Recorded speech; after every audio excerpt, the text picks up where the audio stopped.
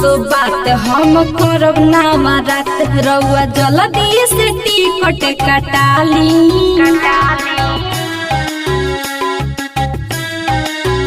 सैया सुनिया सो बात हम करब ना रात रउआ जल्दी से टिकट कटाली।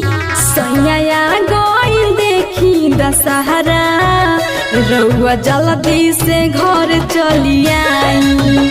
सैया गइल देखी दशहरा रउआ जल्दी से घर चली आई। जल्दी से घर चली आई। म्यूजिक बाय सोहन राज।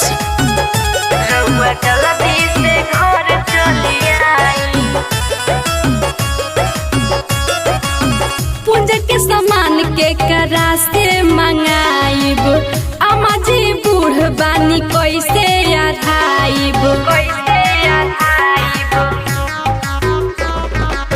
पूजा के सामान के करा से मंगाइब अम्मा जी बूढ़ बानी कैसे अढ़ाइब। सैया सुनिया सो बात हम करब ना रात रउआ जल्दी से टिकट कटाली। सैया गइल देखी दशहरा रउआ जल्दी से घर चली आई। सैया गइल देखी दशहरा रउआ जल्दी से घर चली आई। जल्दी से घर चली आई। म्यूजिक बाय सोहन राज। रउआ जल्दी से घर चली आई।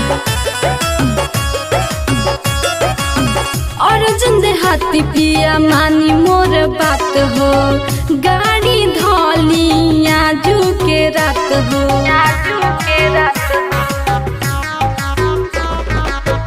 अर्जुन देहाती पिया मानी मोर बात हो गाड़ी धोली आजू के रात हो।